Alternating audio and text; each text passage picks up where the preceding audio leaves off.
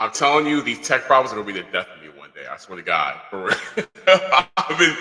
Seriously, for the last like 15 minutes, I've been going in and out with trying to figure out what the heck is going on and everything when it comes to this whole setup and all that stuff and everything. But it's with Zoom, like the Zoom era of having Zoom calls. Real quick, I'm gonna get to the wrestling in a second, but real quick. But you ever notice that when we're in this era of Zoom calls, and whenever we do a Zoom call at work, I'm not sure if you use Zoom at work on a normal basis. I do for many meetings. But what is consistent is that every meeting always starts off with having to talk about the pains and the plight of tech. It's like I don't know what it is, but you always have to almost have to low key apologize for for tech being the way how it is. And everyone's always like, oh, it's understandable. Technology doesn't like to agree with it. It's like this weird common factor that we all kind of relate with, but this was no exception to the rule. So as I was going into this, normally things are kind of smooth, but tonight everything, of course, wanted to be backwards, and yeah, that's what we are. But anyway, what is up, everybody? Welcome to an all-new episode of the 23rd Hour. I am your host, Mr. Maurice the Prophet. I am excited and thrilled to be with you all tonight. Being able to chop it up with y'all, be able to talk about all the happenings and ins and outs of what went on with professional wrestling tonight. Needless to say, tonight was a pretty eventful night, indeed. On both sides of the fence as well, too. I'm going to be more leaning towards one side of the fence, but I would be remiss if I did not acknowledge what happened on the other side of the fence tonight when it comes to the dibbles and dabbles of professional wrestling, or in this case, sports entertainment.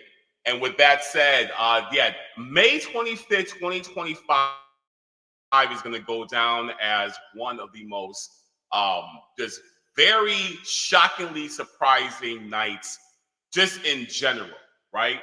The scrum is about to start for AEW Double. I'm gonna have it on the background, y'all. But y'all are my attention. Don't even trip. I'll watch this on the playback later on tonight when we're off the air. But that being said, though, what I mean though is that just the surprising factors. We saw the New York Knicks pull a victory out tonight as they played the Indiana Pacers in Indianapolis. One of the sports media outlets actually posted, I think, during the third quarter that the Pacers won the game, so they're up 3-0. And yeah, needless to say, that did not age well as the New York Knicks came from behind to get that W and to make things much more interesting in the Eastern Conference Finals. So we're gonna see what happens with game 4 heading into Tuesday. I'm trying to remember what day we're on right now. Unfortunately, I was not able to watch that game because I was watching a lot of wrestling tonight. And with that being said, let's get into what happened tonight. Before we get into the reason why we're here tonight, let's talk about what all took place. That was NXT Battleground. they had their PLE tonight on the Peacock Network. I didn't watch it, but I knew, going into what the happenings were. We kind of touched on it at the very end of the stream from last night. Thank you everyone who joined in last night's review when we talked about Saturday night's main events. But going into tonight, they're saying that tonight's Battleground, the main event was Joe Hendry defending the TNA World Heavyweight Championship against Trick Williams, of NXT. So, all right. So we're not going to get too deep into this because I can't analyze the match because I didn't watch it, obviously. But I do know what the results were, and as I'm pretty sure you all know what the results were as well too. But I still want to touch on what took place and what kind of surrounded all this when it came to this TNA World Heavyweight Championship match that took place tonight. Now, as you all know, TNA is in a partnership right now with the WWE and with NXT. Just kind of like in the channel exchange partnership. To me, it seems like it's kind of like more so just WWE using TNA as like the developmental brand to their developmental brand for NXT. And what's up, sis? What's good, Miko? What's good with you, lady? I'm glad you on here chilling. Heck yeah. Hey, yeah, sit back, relax, and enjoy the show, all right? That's my son. That's my sister, y'all, Tamiko Evans. You know what I'm saying? So yeah, she in A-Town. That's what's up. That's what's up. And a huge tech head too. You know what I'm saying? Holler at her if you ever need anything when it comes to drones or tech related things when it comes to cybersecurity. So now there's this partnership that's going on with WWE and TNA and TNA that we are all very, very much familiar with. They call it a partnership. I call it the prelude to a buyout, a prelude to an acquisition, because that's what it feels like every time you ever see these two factors in the same entity together. If you watch my WrestleMania review from WrestleMania 41 this year, you saw what my thoughts and feelings were when it came to this, how they did Joe Hendry in that show. Now, Joe Hendry is your TNA World Champion. I feel he should have won the championship back at Bound for Glory in October, back when they were in Detroit, and not because I was there in attendance. I know, right? I a little self brag, call it self brag. But more so because that was a time to pull the trigger. He was white hot. He was extraordinarily over.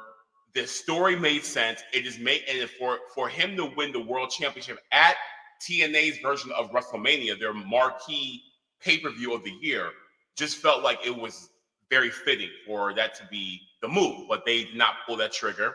Instead, they waited until January for the Genesis pay-per-view, and that's when they pulled the trigger for him to win the world championship. I felt like by that time, the sizzle was not all there completely as much as it was some months prior. And coming from Joe Hendry, the first Impact that I saw him come out as world champion, he just did not look like he was into it. Like, he just looked like you can see on his face, he was like, I'm here for a reason. There's a bigger objective as to where I want to be. That's where my mind is, but I have to do this first.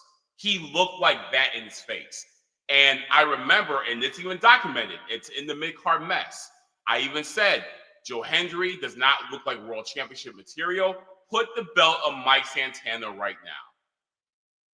Seriously, put the belt on Mike Santana. Mike Santana has been looking hungry. He's been performing in the ring very well. He's been putting on some amazing matches in the indie scene, and he looks like he really does deserve to be a world title, a world champion, and to be able to be the one to carry that company as well. Joe Hendry, to me, Joe Hendry is nothing more than just like, he's a catchy theme song. He's very gimmicky when it comes to his ring entrance. But then the bell rings and you don't remember anything from his match because his matches are very mid. He doesn't really do anything in the ring that makes him stand out where you say to yourself, that's a world champion. Now, I was giving him the benefit of the doubt, saying, like, let's see how he's going to be as a world champion.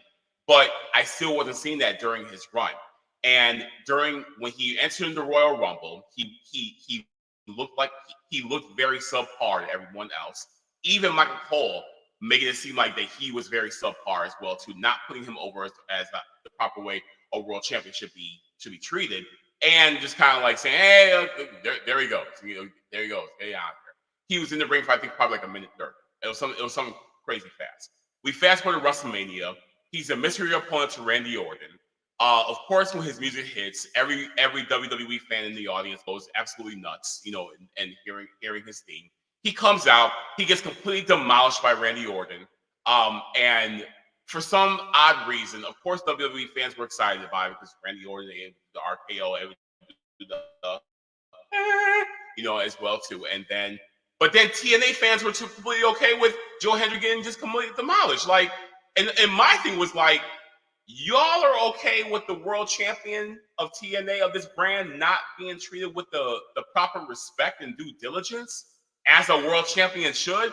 And everyone was perfectly fine with it. Like, yeah, no, this is great. I'm like, what's so great about this? So now here we are tonight.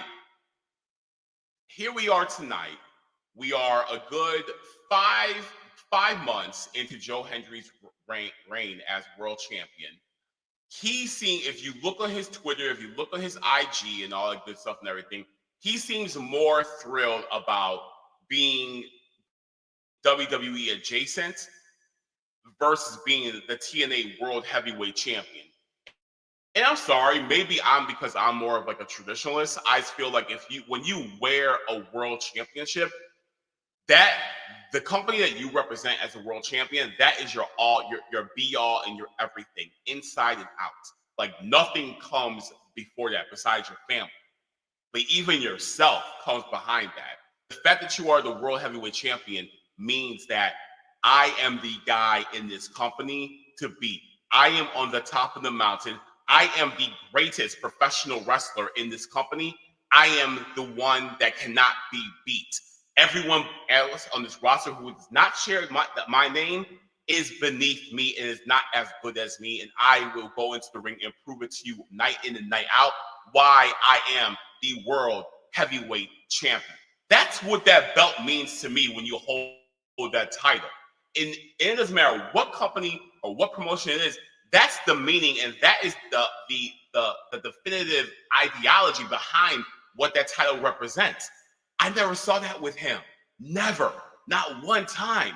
I saw him being very happy about having this opportunity, about being eventually being a part of the World Wrestling Entertainment, and that's fine and everything like that. That's great. I'm glad that you had this opportunity. But in the meantime, bro, you are still the world champion of total nonstop action. Let's act like it. Let's act like it. Seriously, let's show why you are the world champion. And I'm sorry, but I have not seen any kind of progress of you in the ring as well, too. Everything seems mid. And it's like, and the thing is, what really bothers me is that so many people, so many fans are so accepting of the fact that WWE has the hand up the proverbial ass of TNA, that they're just willing to take whatever it is that's being given. And this includes TNA fans just being accepting of the fact of their world champions being played all the time and looking like a chump at WrestleMania. They're perfectly fine with it. Because I had discussions with people who were perfectly okay with this. And I was like, why are you settling for this? Like, why not voice your frustration? Because your champion, if you are a TNA follower, like you really do follow TNA hardcore, that is your champion. And why are you allowing them to play him? So tonight I find out that at Battleground, Trick Williams, who is challenging Joe Hendry for the world championship, he wins the world title tonight. Now, I want to watch this match. I do want to watch this match. I want to see how Joe performed. Like, did he perform? Did he give it a good fight? Did he give him a challenge? Was he combative against Trick Williams? Was he able to counter his move? Was he able to pretty much put Trick in the position where Trick looked like he was very vulnerable. I want to see all these elements. I really do. Because if I see anything else, if I see this Joe looking out like he's going out there phoning it in so this way he can drop the belt and so that he can be more close to the WWE and be on the roster, then I'm going to be pissed. I'm going to be pissed. And it just looks like that this is just kind of like a transitional period to bring that title to Mike Santana. So hopefully, since Slammiversary, that's like TNA's like kind of like second biggest show of the year, hopefully with Slammiversary being in New York, Mike's gonna challenge Trick for the World Championship, and he's gonna take the title back. So we'll see what happens. But once again, like this partnership that's going on with TNA and NXT, it's very tricky. It's very tricky. Now, I'm pretty sure you're saying, well, Maurice, what about when Kenny Omega came into TNA? He won the World Championship from Christian. I get that, and that too was kind of like was kind of perplexing a little bit as well too. However, Christian Cage did not carry himself as like a passive champion going into that match. He did seem like, no, I am defending the honor of this title and of the brand and of this company as well too. You are an outsider. I don't know you in the ring, but I do know that when we get in between those ropes, I'm going to do everything I can do to ensure that this title stays home. And that's not how it was booked at the end, obviously, because Kenny Omega went on to become the TNA World Champion. However, the prelude going into that match, it felt like that there was equity involved when it came to both of them in terms of like who, in terms of the importance of what that match really truly did represent. And I don't feel that this match had that type of weight to it. So I'm very curious. I'm very curious. But this kind of adds on to much of WWE NXT really running shop in terms of how TNA is being dictated. I really truly feel in my heart of hearts, and I said this in the WrestleMania stream, that Access wants to they want to get rid. Anthem. They want to get rid of professional wrestling. I think that they want their whole entire network or their entire identity to be focused more so on music and pop culture, old school music. Because when you watch their channel Access, everything is about like music and whatnot. But I think pro wrestling is what kind of like gets them the ad dollars for that Thursday night time slot, and so that's like like good revenue for them. But I don't think they want to be in the wrestling business anymore. So that's why I feel that's why they're so open to getting in bed with the WWE. And when the WWE is like, okay, all right, we have done ABCXYZ. We have, I'm not sure what the numbers are, but if there has been like an increase in viewership when it comes to people watching Anthem or even people subscribing to the TNA streaming app, WWE is going to use as their advantage to be like, this is what we've done in terms of numbers, in terms of like, upping the value of your brand. Why don't you just let us take it off your hands completely? We would love to have your library. We'd love to we have an idea as to where to put you as well too. WWE Evolve is doing very well on Tubi, so of course we can put TNA on Tubi, and we're gonna give you this check. And probably the owners of TNA are not even gonna look at the check. They'll be like, sold, yep, we ready, we good, absolutely, it's all yours. Have it, go crazy. So it's only a matter of time when it's gonna happen. It really is. It's only a matter of time, because how can TNA go back from this quote unquote partnership and be its own entity again? I don't know how. I don't know if it can happen. And that's why I feel that's why they got rid of like people like Scott D'Amore, Gail Kim, Josh Matthews, because these were people who were like hardcore TNA from day one, from the early days, who really were trying to like see this grow thoroughly. But these are not the people that Anthem wanted on their side, because they know that they will get in the way. And they weren't the ones that were going to play ball. Notice those names I said? Those were not the names of people who were going to play ball when it came to the WWE eventual acquisition of the product. So we'll see. But all we know right now he's a wrestler right now. He's holding the TNA World Heavyweight Championship in their hands. And I guess it was like the writing was on the wall because WWE released some kind of like TNA World Heavyweight Championship video, like the history of the title earlier, and then Mike Santana was in the arena as well too. So I guess it really was the writing was on the wall that this was going to happen. If WWE made a package video about the history of the TNA World Championship, then it just lets you know, okay, this is what's happening. It's just so weird saying all this because I still remember the days when TNA and WWE were just going head to head and they did not like each other whatsoever. And TNA was doing whatever they could to be able to be in a dogfight with WWE. And they were just scrappy, and they would not die because WWE was like, all right, I'm gonna keep on beating you down, but damn, like you keep coming back at me. And that was one of the factors of what made fans turn their attention to them because they're like, y'all are a great alternative, to the big machine up north. But now the big machine up north pretty much has their number. So, that there's that. So that's where we're at. And but now other alternatives have come about from that. And an alternative, one of the main alternatives that we can talk about is All Elite Wrestling. And All Elite Wrestling had a pay-per-view tonight, not a PLE, but a pay-per-view tonight called Double or Nothing 2025, emulating from Glendale, Arizona. And this was, wow. Continuing the trend of this unpredictable, shocking moments, this pay-per-view wants to just totally deliver all that. All my picks went completely out the window when it came to tonight. And I was just very surprisingly happy when it came to just the way how this show went about. Lots of unpredictable things that took place tonight that I was not expecting. Lots of this that I did not see coming, but they did occur. But tonight really was. Oh God, don't play with that.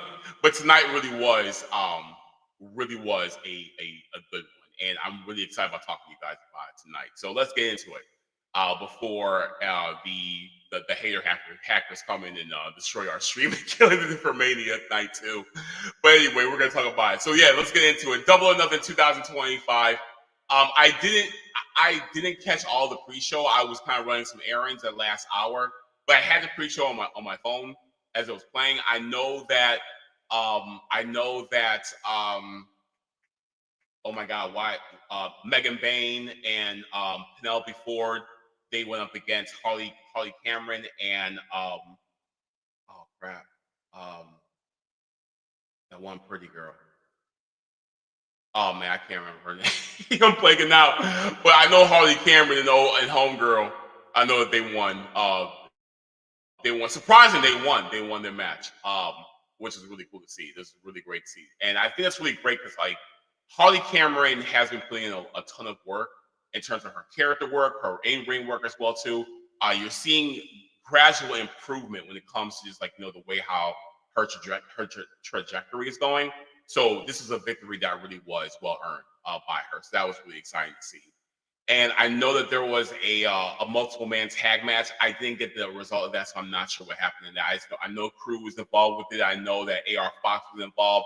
I know that that Hologram was involved as well too, but I didn't see what the end result of that was. But let's get into the pay-per-view itself, though. The first match of the night is Mercedes Mone. Actually, let me introduce it the right way. Let me do this with some dignity, okay? This was the finals of the women's Owen Hart Memorial Tournament Cup. And the winner of this match will go on to All In to face the women's world heavyweight champion. And we'll talk about that later on tonight. But with this match, so it will be Mercedes Mone, pretty much our modern day Ultimate Dragon, going up against Jaime Hayter. This match is interesting to watch. Mercedes did a really great job when it came to carrying the match. She did a veteran's job carrying this match, and she carried it very well. I know there's a lot of fake outrage and hate for Mercedes Mone that's out there online with a lot of wrestling fans.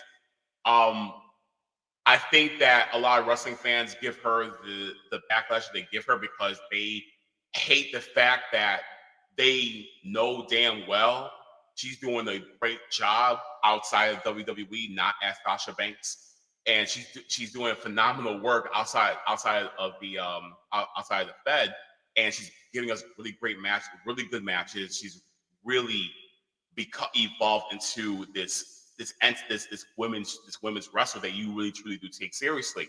When she was in WWE, all I just remember her being Charlotte Flair's punching bag. That every time that she would win a championship, Charlotte Flair would scoop it up next week on Raw, and she'd take it right off her hands.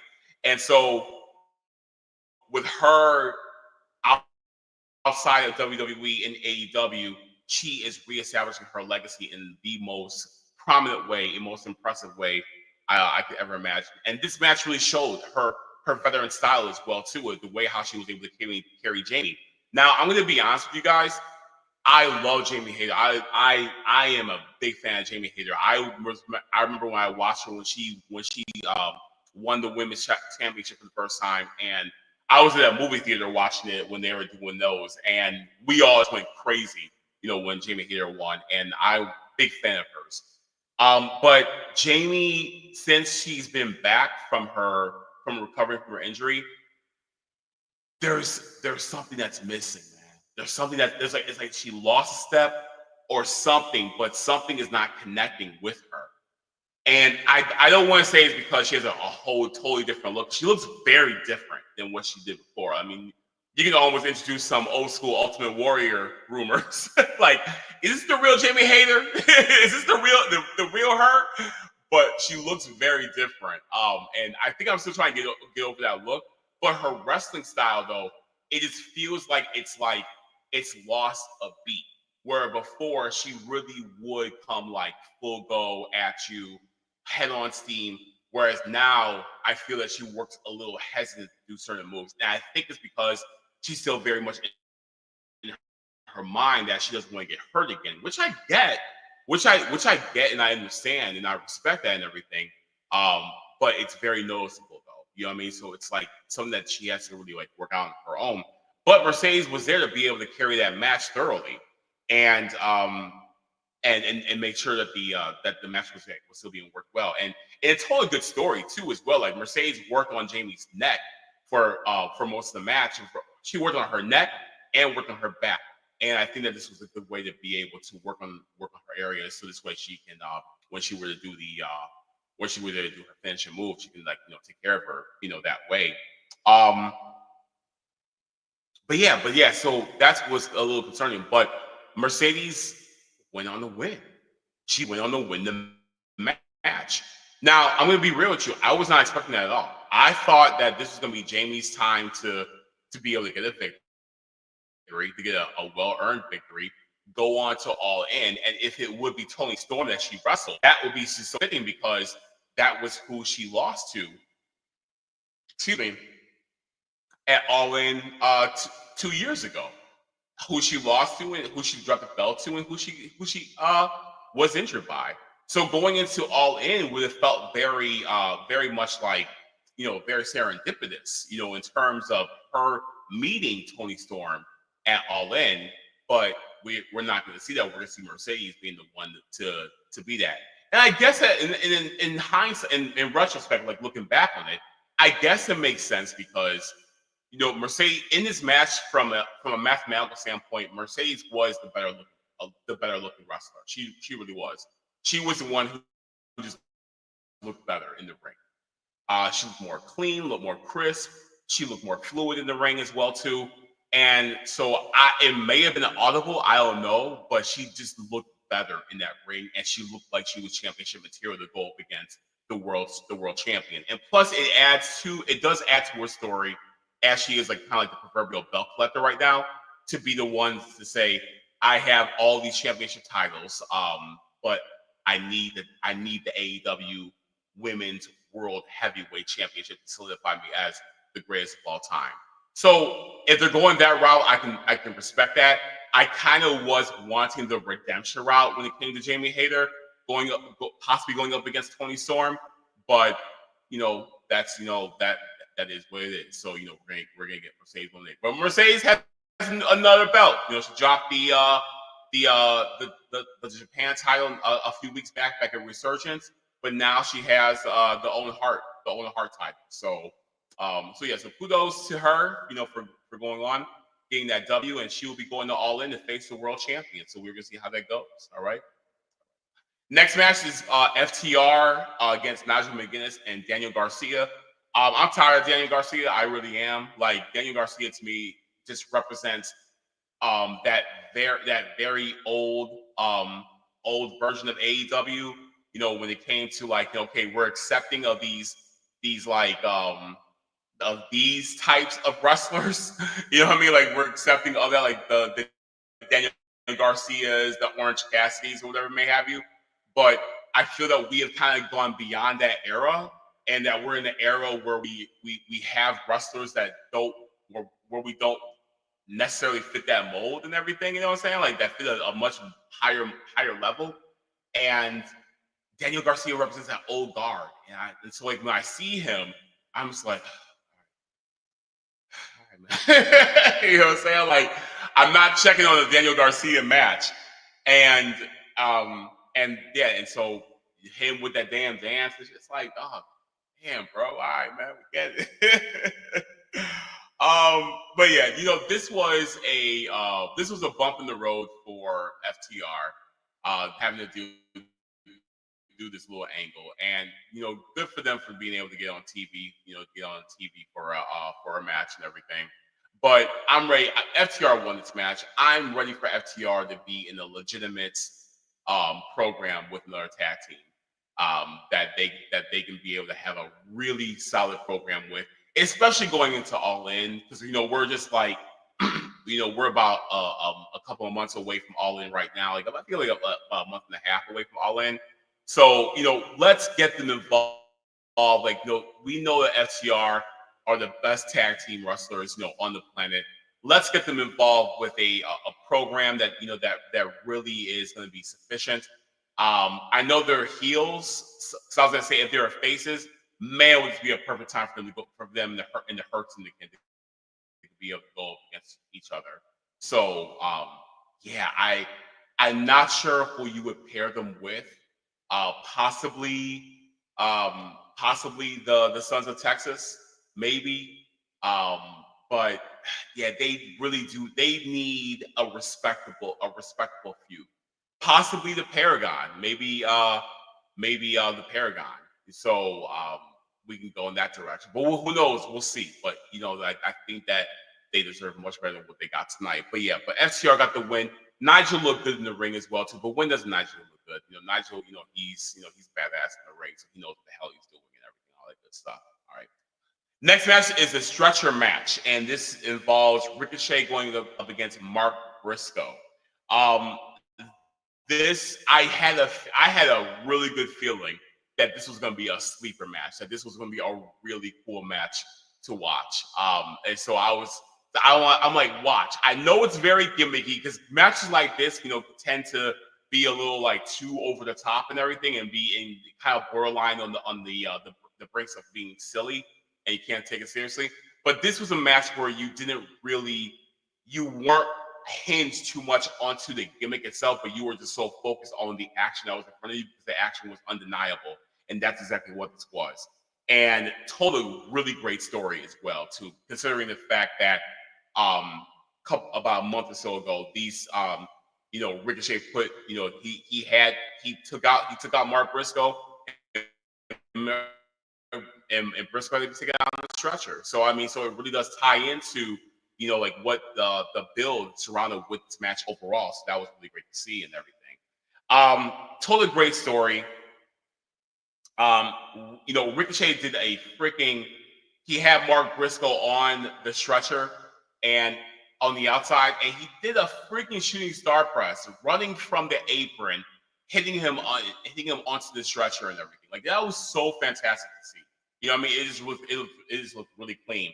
And so when he was in this part, like, just annoyed me, you know what I'm saying? Because he was pushing Briscoe to the ambulance that was in the back, you know, in the back of the arena by the entryway.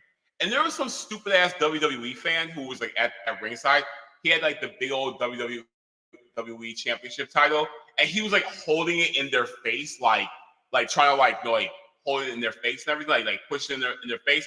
But of course, like because Ricochet and Mark Briscoe are professionals, they just kind of kept it moving and everything. But I was like, I'm looking at the fan like, what are you trying to do? Like what's your purpose? Like, what are you trying to do, dog? Like what? Like I really would like love to be able to like go up to him and ask him, what was your goal with that? Like what did you expect to happen? Like there was gonna be like, I wish I was the WWE champion. Oh, dog, these men are working right now, man. Like, you know what I'm saying? Let them work, man. You know what I'm saying? I get like, you brought your title and everything to show everybody at the event, but damn, man, like they don't need that in their face, man. Sit your ass down, bro. Yeah. You know what I'm saying? So yeah, man. So yeah, but who was not a dumb fan? We saw West Side Gun at ringside. Hell yeah, man. I don't know what it is, but I freaking mark out every time I see that man at an AEW event. And I just get so excited seeing him. It's like, hell yeah, bro. You know what I'm saying? Like that's things that he doesn't need like the accolades and the special attention or for the show to stop to acknowledge that he's there. Man, it's like, hell yeah, West Side Gun here. You see him in the background and everything. He's going crazy. That's just some real fan shit. I love it so much, man, Lots of blood in this match as well. So like I said, there was a lot that went on in this match. It told a really cool story. It was like some really cool comebacks that were going on in this match. I don't think Ricochet really made it inside the ambulance though. So that was like, I don't believe he made it inside the ambulance, like for the tease. So that was like a little bit of a bone of contention I kind of had with this match. Like I can't remember if he was. If he did, somebody correct me. If he did go in there, but I can't remember if he went in there or not. I just remember Mark Briscoe going in there.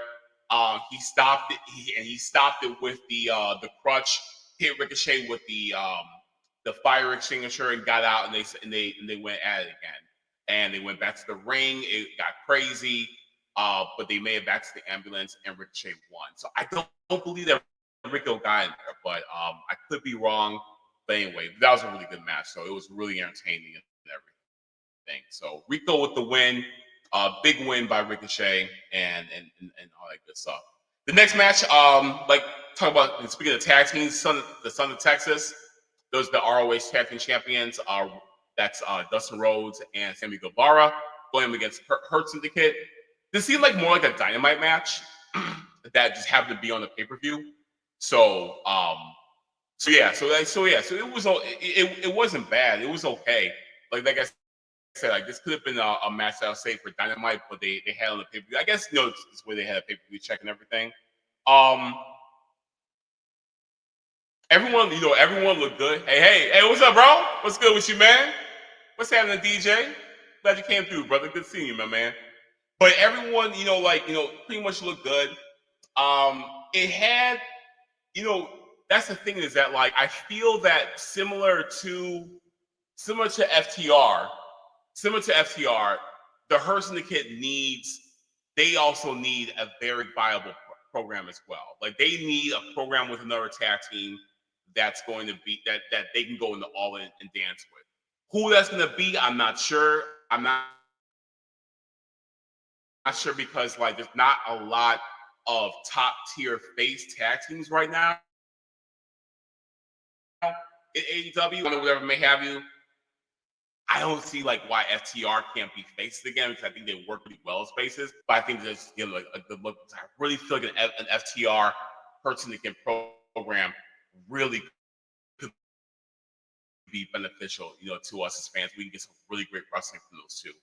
But I'm not sure what they're going to do. So what I think that they're going to do, I think they're going more so in the direction of possibly turning the Hurt Syndicate into faces, and that might lead to a possible feud with MJF and Bobby Lashley that might come about. But I think that they're going in the direction of making the Hurt Syndicate more face, which I'm like I'm kind of about, just because they are very cocky heels and they should be that way, and especially with MVP at the leading the ranks and everything.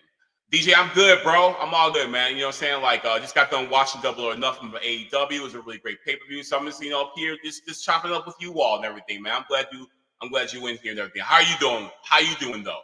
I see you've been doing some big things as well too, brother. So I hope you've been busy and everything. So I'm glad you on here, my man. My man. Yeah, man. That's my guy. You know what I'm saying? Really good brother, man. Really good brother. But yeah, so we're gonna see what's gonna happen with the Hurt Syndicate. And also MJF, he played a little bit of a part in the role in terms of tonight's result. Not too much, which was good. But he was there. He did have his presence felt. Now I will tell you, I felt the MVP of the match was Shelton Benjamin. Shelton Benjamin to me is just so damn good. I mean, this is the best version of Shelton Benjamin I've ever seen in his entire career wrestling. The best version of him. His entire career.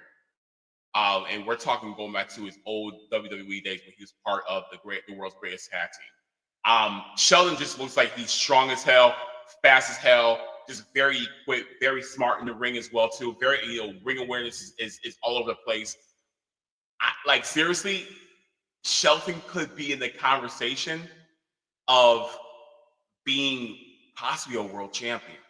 Definitely a singles champion, a mid-card champion, most definitely, and possibly in that conversation of being in that arena with your Swerves, with your Kenny Omegas, with your Will Ospreays, with your Hangman Page. Shelton could be up there. He just needs a mouthpiece, and he already has an MVP. Keep Shelton as a heel with MVP as a mouthpiece. You have right here a threat to that world title. So yeah, so I don't know. So maybe they might be going in that direction. I don't know. If the Hurt Syndicate were to drop the belts, Bobby Lashley maybe goes face and he feuds with MJF. Shelton, he goes on and with a singles run, and him and MVP are ripping it up. So who knows? We'll see what happens. The next match number 5 is Okada against Speedball. This is for the Continental Championship. Y'all, this match was so damn good. Now, that's the thing is that I feel like finally Okada really has assimilated to that hybrid style where he's able to bring in the style that he has that he was so used to doing in Japan and being able to marry it with the style of American professional wrestling. Because what I saw tonight really showed that Okada knows how to be able to utilize his body, his mass. Because Okada is a big dude. Don't get it twisted. Okada is a very big man. He's 6'4". This dude is solid, jacked. And I feel that what you saw tonight in his match against Speedball, he knows how to be able to use his body as a weapon the right way. And I think that for the last year or so, not only was he recovering from an injury, but also I think that he was trying to not just be careful about the way how he worked, but also at the same time, he was very, conscious about let me make sure that I'm learning how to be able to incorporate these styles together, so this way I can kind of create my own way. And we saw a lot of that tonight against Speedball.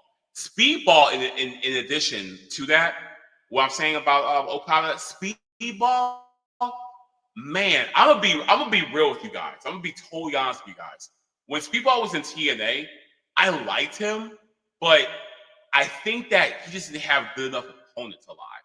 Because a lot of times his matches were cool to watch, but I think his dance partner was always kind of not on his level from a skill set standpoint.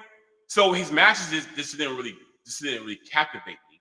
But with him being in AEW, since being in AEW, his matches have all been absolutely amazing. It's this is what he was missing in TNA. He was missing the right opponent, and he's being paired up with the right people in every match. Night in, night out, week in and week out, and we see it. And we saw it tonight with Okada with what they were able to do in that ring. But yeah, it really was impressive just watching the way how the counter moves were happening, how Mike's offense looked as well too. Okada countering a lot of the moves and transitioning into his own offense as well too. I mean, these two really did gel very well, and they really were in sync also. And you're talking about two contrasting styles, but these two contrasting styles really just worked very well, and it was very evident. The match was awesome. This was definitely a cheat code. I highly recommend if you missed it, totally go watch it. It was one of the best matches of the night. If you wanted to really understand about just like ring awareness, also when it comes to physicality, knowing how to be able to utilize your body, where in the ring as well too, when it was, how to be able to manipulate your way out of certain moves. This was the match really to be able to hit set on, because it really did. There was a lot of great psychology in this match. So yeah, so Okada got the win. It was a fantastic match. I totally recommend it though, seriously. The next match for the Women's World Championship. This was Toni Storm against Mina Shirakawa. This was a rematch from their match from last year from Forbidden Door. I can talk. I need some water really quick, guys. Sorry. Woo, good Lord. Been talking for almost an hour straight. I needed some hydration. So forgive me, y'all. Mina, my goodness, Mina has always been a gem in the ring, but I think people forget just like how good she is.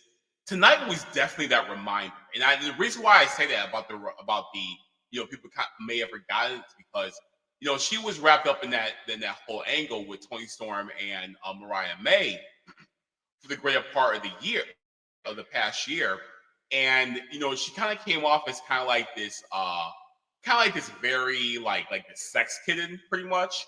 And so you forgot, you kind of just saw her in that light, but you forgot that this woman knows how to wrestle, and she wrestled her ass off tonight. Dude, seriously, she on her own took Toni Storm to the limit. To the limit. I'm not playing with you. It was like Mina had everything and just had a game plan for everything to knock this woman out. And you saw it as well too, because the entire match, she worked on Toni's knee that entire match. Every kind of submission move, every type of strike, every type of offense that she had was focused on the knee. And I was like, oh, this is what I'm talking about. Like, her strategy was so damn clean, and it made so much sense as well too. To the point where the only Toni was able to win. She got the victory, but she got the victory from a surprise counter that went into the Storm Zero, and then boom, she got the 1, 2, 3. I love the way how it was booked in that way, because it made it really, even though Toni Storm walked away as the winner, it still kept Mina look very strong from that match. Because the only way Toni was going to get the victory on her was going to be by a surprise, by sheer luck, and that's what happened. And they both walked away looking really, really good. So this is another cheat code as well too. I highly recommend it. It started off a little low, but like that gradual build up in that match was so appreciated and so earned as well too. Like, this really was a really fantastic match. So please, totally exceeded my expectations as well too. Like, I knew it was gonna be fine, but it really did do the damn thing. So with that said, we are going to have it is official. It's going to be Toni Storm defending the Women's World Heavyweight Championship against Mercedes Mone at All In, taking place in Texas. So that should be a match to see. And the promos are going to be really cool too as well, when you consider just the way how Mercedes has that very very pompous, very arrogant, very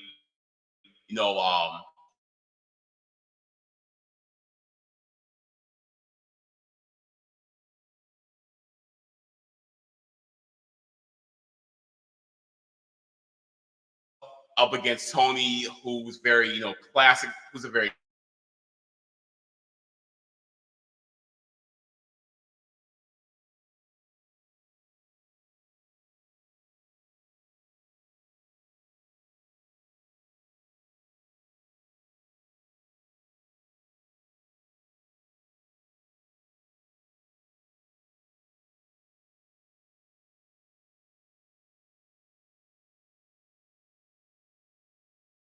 man, come on, camera, don't do this to me. All right. The next match is Anarchy in the Arena. Oh my God. This let me say, I've seen all the Anarchy in the arenas. They get better and better every year. This one right here set the bar so high, I don't know if it ever can be reached. Oh my God. So we had on one side, we had my God, we had Swerve Strickland, we had Kenny Omega, we had Shibata, we had Hobbs, we had Samoa Joe, and we had Willow Nightingale going up against John Moxley, Marina Sharapova. We had the rest of the Death Riders. So we're talking about Claudio, Wheeler Yuta, and then we had the Young Bucks. Or now I guess they're called the Founding Fathers because they came out to some patriotic music, and now they were just called the Founding Fathers. Not even the Young Bucks, just the Founding Fathers. So I guess that's their new name. Swerve came out wearing the Predator mask. The Predator mask with the Predator shoulder pad and with the blades as well too. So he came out in that Predator vibe. That joint was cold as hell. Let me tell you, for real. Man, it was incredible, y'all. For real, it was absolutely incredible. And the thing was, it was funny because you know how during Anarchy in the Arena they typically play some music, for the most part. So they're playing that damn patriotic music. It was basically like just like some drums and some like just some bullshit, right? You know what I'm saying? Some super boring ass American rah-rah America shit, right? From like the 1840s. And then they turned it off and they started playing "I'm So Excited" from the Pointer Sisters. And I guess that was just like a way to be able to kind of like, a little throwback to like when they premiered on Max and, everybody mama like lost their head because, oh my God, AEW playing the Pointer Sisters, stupid. And so I guess a little throwback to that. Kenny Omega gets on the microphone. He's like, all right, let's play some new shit. He said, let's play some early 2000s heavy metal type stuff, right? You know what I'm saying? So I'm thinking in my head, like, what are you talking about? Like some Linkin Park or something like that? You know what I'm saying? Some Fred Durst, you know what I'm saying? Limp Bizkit. Nah, they played "Let the Bodies Hit the Floor." "Let the Bodies Hit the Floor" by Johnny Fool. Oh my God! When you were watching, here's the thing though. When you were watching WWF back in the old 2001, 2002 days, that song was so hyped because that was the song they used. I believe they used for the ECW. For the ECW guys, like when WWE bought ECW into the fray, and they used that song as like their theme and everything. It was just so damn raw. So they're playing that. So of course, your mind goes back to those days, like of the early 2000s with the WWF, and they're playing "Let the Bodies Hit the Floor Tonight" during the match, and it was just so damn fitting because the energy of that song, the energy from the fights that were happening all around the arena, it was a hand to glove fit. You want to talk about this match right here was physicality meets psychology meets absolute madness meeting just complete violence. Like this really was just like everything. This was everything that you could have wanted. Just having all these guys all around the arena going just completely crazy on each other with this pure violence everywhere. While here's the thing, while a story was still being told at the same time, like you can have this level of violence, this level of anarchy, this level of bedlam happening, while at the same time still being able to tell a great story. So I mean, like, damn, I mean, it's like, what more can you ask for? You know what I'm saying? Now, what was crazy in my mind, Willow probably was like the MVP of this match. Everybody was like super hyped for Willow. And at one point in the match, I guess because Willow has a piercing that's like big enough for it, but they straight up took a chain, locked a padlock through the hole in her ear, and the chain was up against the damn ring post. It was crazy. Like, I'm telling y'all, this match was insane. Seriously, man. This was nuts. This is absolutely nuts. Hey, y'all, let me know what your thoughts were on these matches and everything in the comments also, man. Drop them comments in the section, and I'll be more than happy to chop it up with y'all. But it was crazy. And also, Powerhouse Hobbs came out wearing a tank top that said "Big, Black, and Jack." I need that shirt. I definitely need that shirt myself, for real. I swear to God, I'm going to go onto the website. I'm going to find that shirt. I'm buying that shirt this week because I definitely need that shirt. But one of the biggest pops was when Willow, because Willow was wearing like overalls, and when she was getting hyped and everything into the ring, she took her overalls off and she had the same shirt on, Big Black Jack. I was like, oh hell yeah. Dude, let's go, bro. Let's go, man. For real. Oh my goodness, man. This was just an insane match, man. For real. This was such an incredible match. I mean, everything was everywhere, and I can't even like begin to tell you like where everything started and where things finished. But this was definitely worth a watch, and it's definitely worth something that you're gonna remember to watch, down the line. Like I said, Willow showed out. We saw some really great fights. We saw some violence. We saw some really amazing sequences that took place at the front of the entrance. That took place in the ring as well too. We saw Hook. Hook came back as well. Now there was a very slight hint of some dissension between Hook and Samoa Joe, because Joe looked happy to see Hook when he came out to give his little offense to help out the team. But Hook was like, "Nah, I'm good," and he left back. And Joe was like, "What the hell happened? What's up? What's going on?" So we're going to see about what's going on with that. Gabe Kidd came out as well too, and he was out there helping the Death Riders, because he's got that history with Kenny Omega and everything. You know what I'm saying? Mark Briscoe, he made a comeback to help out the Ops as well too. So that's what we saw a lot of elements in this match, and it really was absolutely insane. It truly was. Swerve would get the victory for his team, doing the Swerve stomp onto the Young Bucks with the shoes, his new shoes that just came out, but with the thumbtacks up under them. You know what I mean? So he did the Swerve stomp from the top rope with the tacked up shoes. Crazy as hell. Crazy as hell.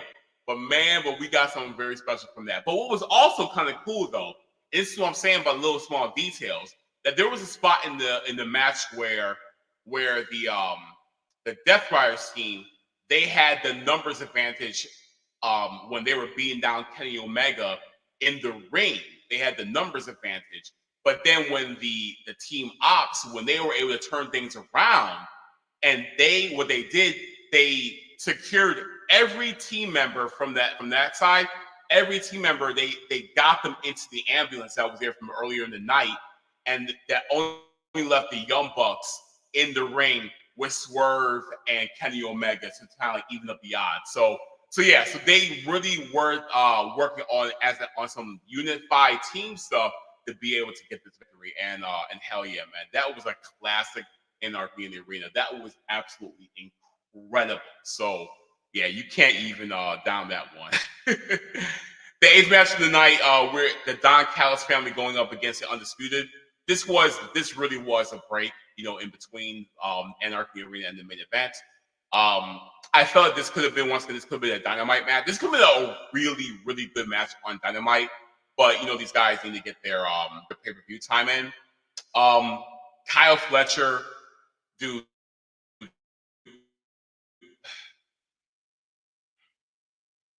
Kyle Fletcher to me is like one of those guys who's like, dude, this guy's the future, bro. Like, this guy is clearly the future.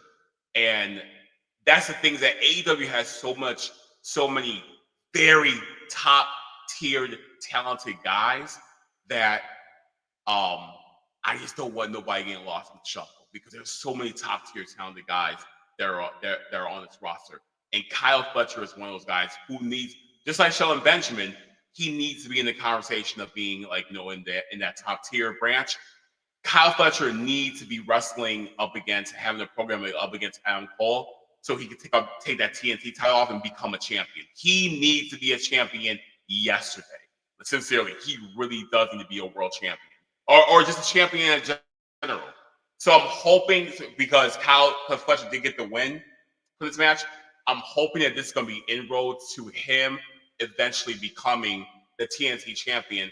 Hopefully at All In, that would be really great to see. So I'm hoping that it's going to be created to be a program where they're going to be building that up, where it's a one-on-one match between Adam Cole defending the TNT title against Kyle Fletcher, because Adam Cole doesn't need it. He did need to take it off Daniel Garcia when Garcia had the belt, but he doesn't need it right now. I think that he'll be really great at trios with the Paragon, and they can go after the trios title. But like Fletcher needs to be a TNT champion though.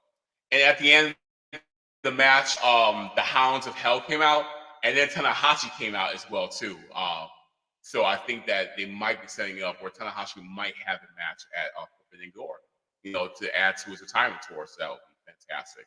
And now let's get to the main event, y'all. We are at the last match of the evening. That was for the finals of the men's Owen Hart Memorial Cup tournament, and this is going to be Will Ospreay going up against Hangman Adam Page.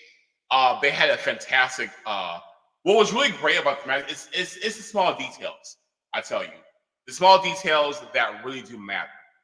Since Josh Matthews has come on board with AEW, you have seen a complete turnaround when it comes to presentation, when it comes to production value as well. So he brings a lot of gems, to this, to the organization. And tonight was no exception. If you notice that there was like a bluish tint or light that was surrounding the ring. And what it did with that, it really did elevate the presentation of the level of importance of this match that surrounded this match and what encompassed this match as well too, in terms of like the way how us as the viewer need to view this match also. And it made it seem like it stood apart from everyone else, saying, this is the match, this is the reason why you're here tonight. Please be, respect the reason why you're here and everything. And because it just gave the match a very important element. I really did appreciate seeing that. I really did like that. They had a fantastic exchange, and the exchange and sequence at the very beginning. Crazy style clash, the outside that Will Ospreay hit Hangman with as well too. If you notice though, Ospreay was working as a heel during the match. You notice that he was working as a heel. Like, this was very much shades of Bret Hart against Diesel at the Royal Rumble 95, where you had these two faces, facing each other. But Bret Hart, pretty much was working as the heel, more the aggressor, doing things that are a little more aggressive and a little more, uncharacteristic. But we saw that with Will Ospreay, where he was much more aggressive than normal. And you're like, oh my God, we're seeing like a side of him we don't normally see with him. And so I thought that was very interesting. And they did an angle where they're trying to do like an angle on top of the table. The table did not collapse properly, but they were still able to go through with it and whatnot and everything.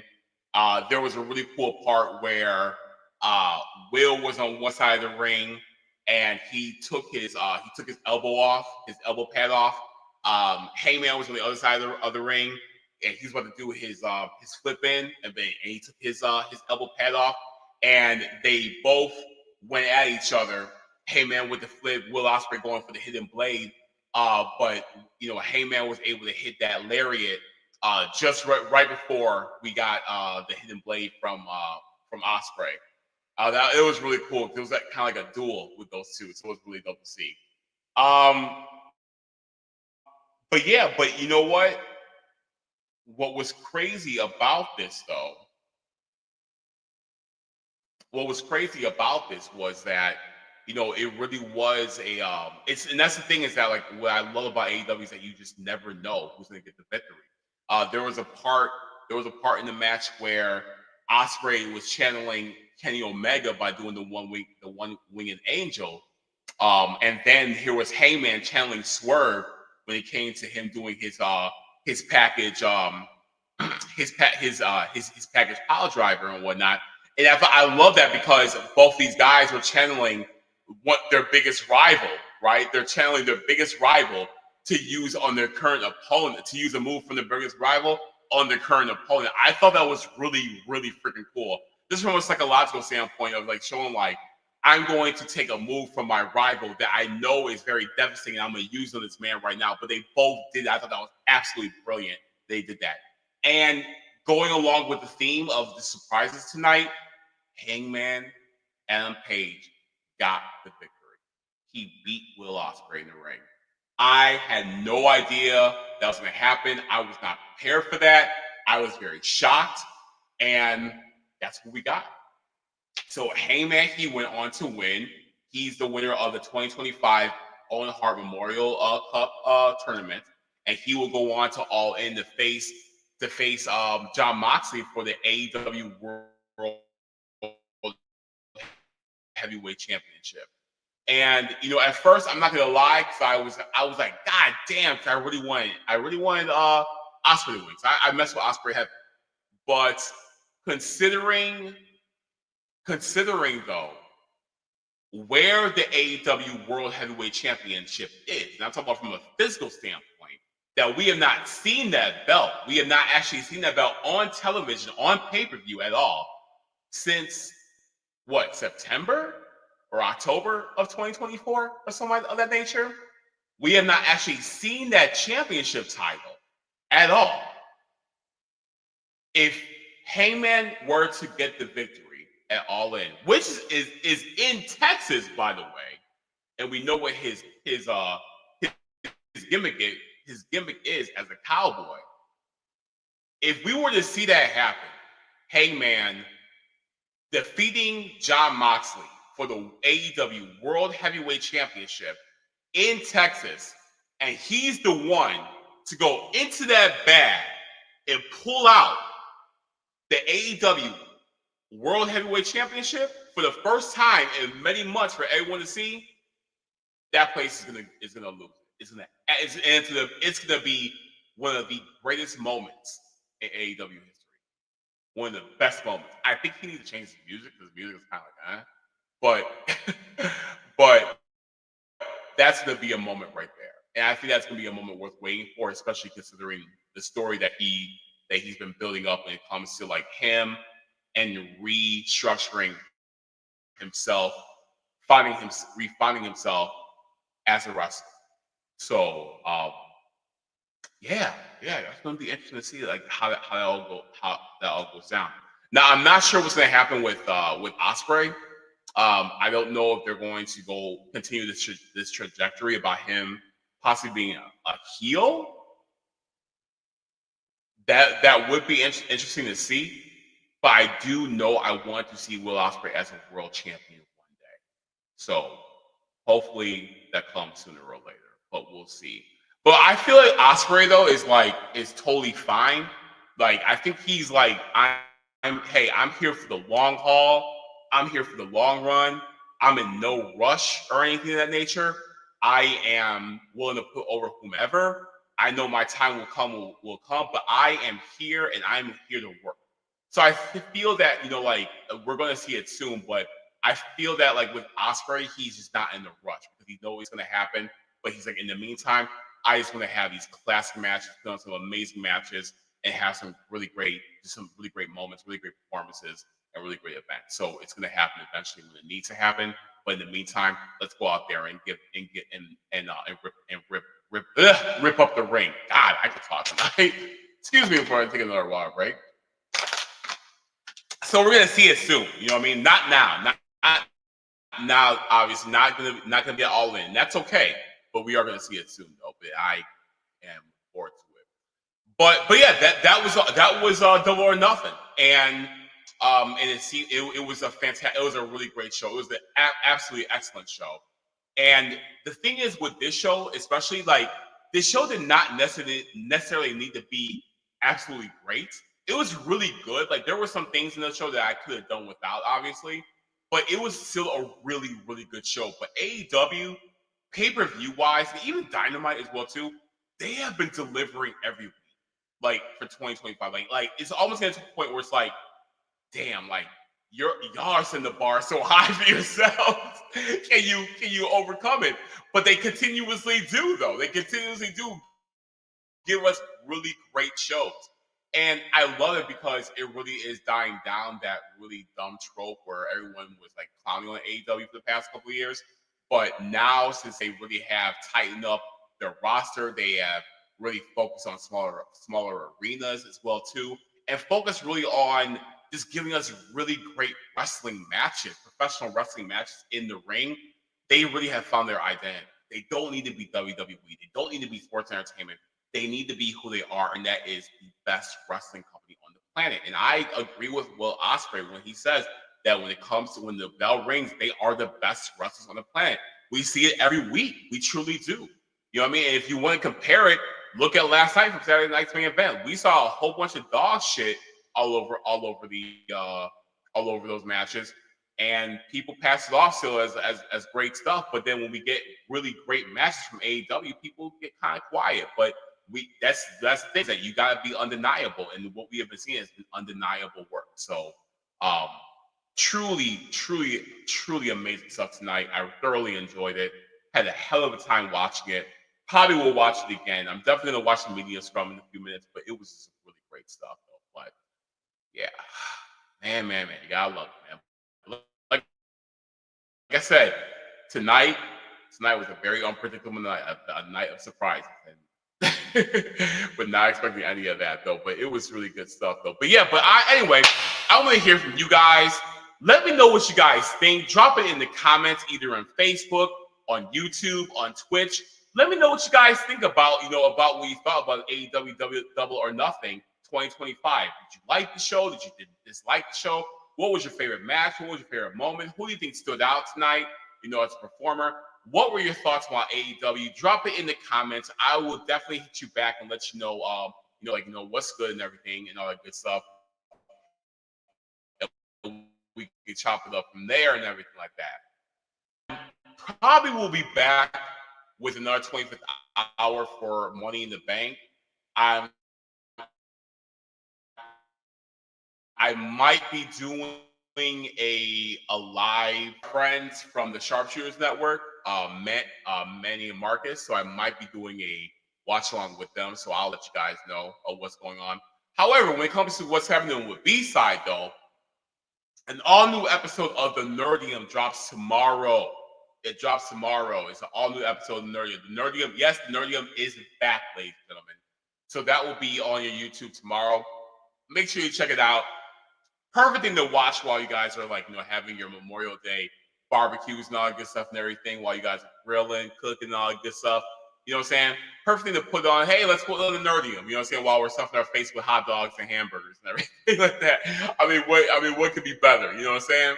So check it out. The Nerdium will be on tomorrow. We have an all-new Sipping and Tripping coming on in a couple of weeks as well too. So check that out. Delition Dior is going to be coming back very soon, so make sure you're on the lookout for that as well. And the all-new episode of Mentality will be next week also. So we got a bunch of new stuff lined up for you guys, and not to mention all of the throwbacks that'll be happening here and there. So make sure you're on the lookout.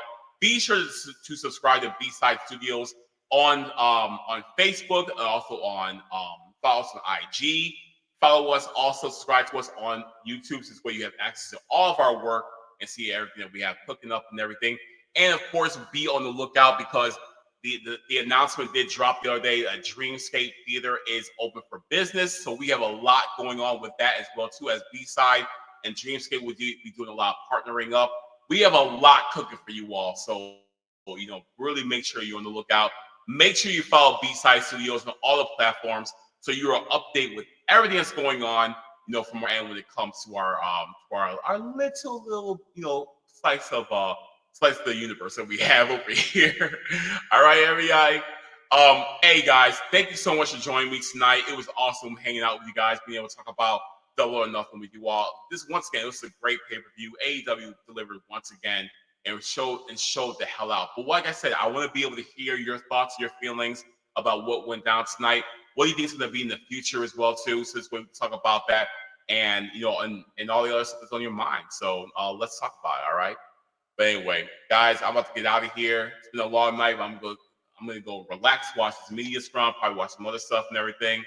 And until next time, I'll bid y'all adieu. Like I said, check out B-Side Studios. And next time, we'll chop it up. All right, y'all. I'm out. And I'll holler at y'all there. Have a wonderful and beautiful Memorial Day, guys. Peace. I watch. It's gonna take forever to go to the thing. I knew it was gonna happen. And see, it could have been a nice little smooth transition.